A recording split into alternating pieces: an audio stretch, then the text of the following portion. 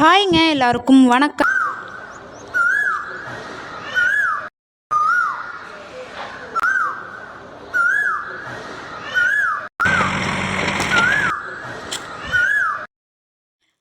எல்லாருக்கும் வணக்கம். இன்னைக்கு நாங்கள் முருங்கை மரத்தை தாங்க வெட்டிக்கிட்டு இருக்கோம். இது பார்த்தீங்கன்னா கொடரோட்டு முருங்கைன்னு எங்கள் ஊர் பக்கம் சொல்லுவாங்க.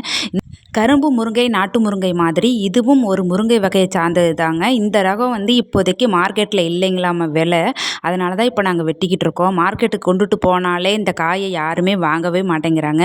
எங்கே இந்த மரத்தை வெட்டிக்கிட்டு இருக்கோம்னு பார்த்தீங்கன்னா நம்ம குத்தகை தோட்டத்தில் தாங்க வெட்டிக்கிட்டு இருக்கோம். இந்த முருங்கைக்காய் பார்த்தீங்கன்னா கப்பல்பட்டி கரும்பு முருங்கை ரகத்தை சார்ந்ததுங்க. இந்த காய்க்கு தான் இப்போ எங்கள் ஊரில் மார்க்கெட்டும் இருக்குது, விலையும் அதிகமாக போய்கிட்டு இருக்குது. எதனால் இந்த காயை வாங்குறாங்கன்னு பார்த்தீங்கன்னா டேஸ்ட்டும் ரொம்பவே நல்லா இருக்குங்க. அது மட்டும் இல்லாமல் காய்கள் ரொம்ப நீளமாகவும் இருக்கும். இந்த காய்கறி எல்லாமே வெளி மாநிலத்துக்கு தாங்க எக்ஸ்போர்ட் பண்ணிக்கிட்டு இருக்காங்க. அப்படி பண்ணும்போது காய்கள் பார்த்திங்கன்னா ரொம்ப பச்சையாகவே இருக்குது அப்படின்னு சொல்லிக்கிட்டு இருக்காங்க. இதுவே நம்ம நாட்டு முருங்கை, கடலோட்டும் காய் அதெல்லாம் வாங்கினோம்னா ஒரே நாளில் காஞ்சி போயிடுதுங்களாமா. பழைய காய்களாகவும் பழுத்த நிறமாகவும் மாறிடுது. ஆனால் இந்த கப்பல்பட்டி கரும்பு ரகத்தை சார்ந்த முருங்கைக்காய் மட்டுமே காய்கிறதும் இல்லை, 2 நாள் ஆனாலும் 3 நாள் ஆனாலும் பச்சை நிறம் மாறாமல் இருக்குது. அதனால தான் இந்த காயை நாங்கள் இப்போதைக்கு வாங்கிக்கிட்டு இருக்கோம். மார்க்கெட்லேயுமே எங்களுக்கு இந்த காய் தான் கேட்குறாங்க அப்படின்னு வியாபாரிகள் எங்ககிட்டேருந்து வாங்கும்போது சொல்கிறாங்க.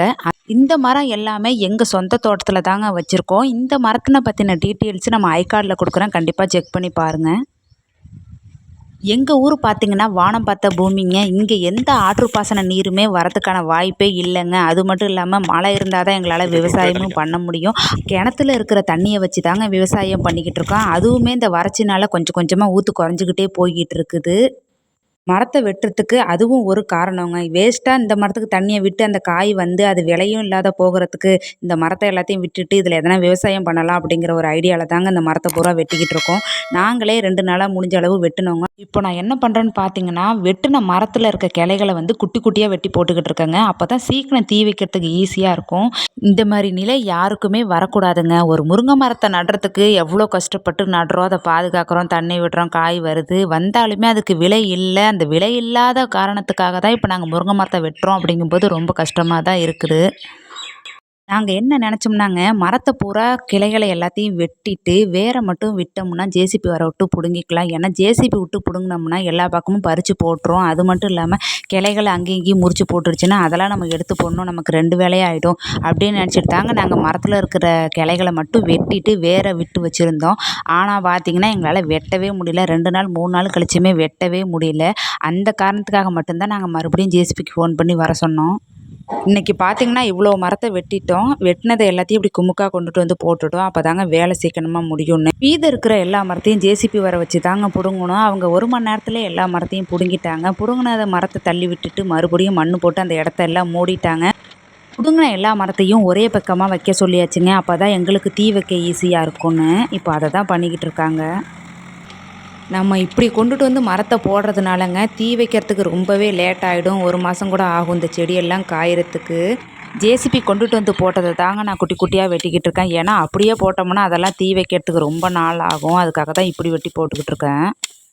எதுக்காக இவ்வளோ அவசரமாக குட்டி குட்டியாக வெட்டி போட்டுக்கிட்டு இருக்கோன்னு பார்த்தீங்கன்னா அடுத்து மழை காலம் தொடங்கிடுங்க. மழை காலம் வந்துச்சுன்னா அந்த செடி எதுவுமே காயாது, மரம் எல்லாம் அப்படியே பச்சையாகவே இருக்கும். மழை வரத்துக்குள்ளே இதெல்லாம் நாங்கள் காய வச்சு தீ வச்சிடணும்.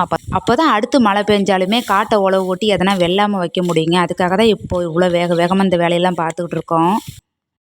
காட்டை சுத்தம் பண்ணி எல்லாத்தையும் கொண்டு இங்கே போட்டாச்சுங்க. இப்போ பாருங்கள் முன்னாடி இருந்ததுக்கும் இப்போதுக்கும் எவ்வளோ வித்தியாசம் தெரியுது பாருங்கள். ஏன்னா இப்படி இருந்த காடு இப்போ இவ்வளோ அளவுக்கு சுத்தம் பண்ணியிருக்காங்க. இதில் புல் நிறையா இருக்குது. இப்போதைக்கு ஆட்டை விட்டு மேய்ச்சிக்கலாங்க. மழை வந்துச்சுன்னா இதில் மக்காச்சோளம் இல்லைன்னா ஒரு வேர்க்கடலை போடலாம் அப்படின்ட்டு ஒரு ஐடியாவில் இருக்கும். இல்லைன்னா மாட்டுக்கு தட்டுப்புல் போட்டு எடுத்துக்கலாம், ஏதோ ஒன்று பண்ணலாம் அப்படிங்கிற ஒரு ஐடியாவில் தான் இப்போ இந்த இடத்த எல்லாத்தையுமே சுத்தம் பண்ணியிருக்கோம். கிணத்துல தண்ணி இருக்குங்க. அதை விவசாயத்துக்கு பயன்படுத்திட்டோம்னா எங்களுக்கு குடிக்கிறதுக்கு கூட தண்ணி இல்லாத போயிடும். அதுக்காக தான் நாங்கள் இப்போதைக்கு மழை வரட்டும்னு வெயிட் பண்ணிக்கிட்டு இருக்கோம்.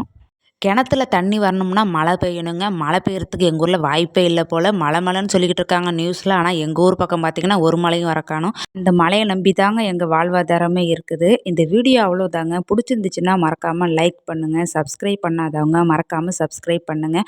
பக்கத்தில் இருக்கிற பெல் பட்டனையும் கிளிக் பண்ணிக்கோங்க.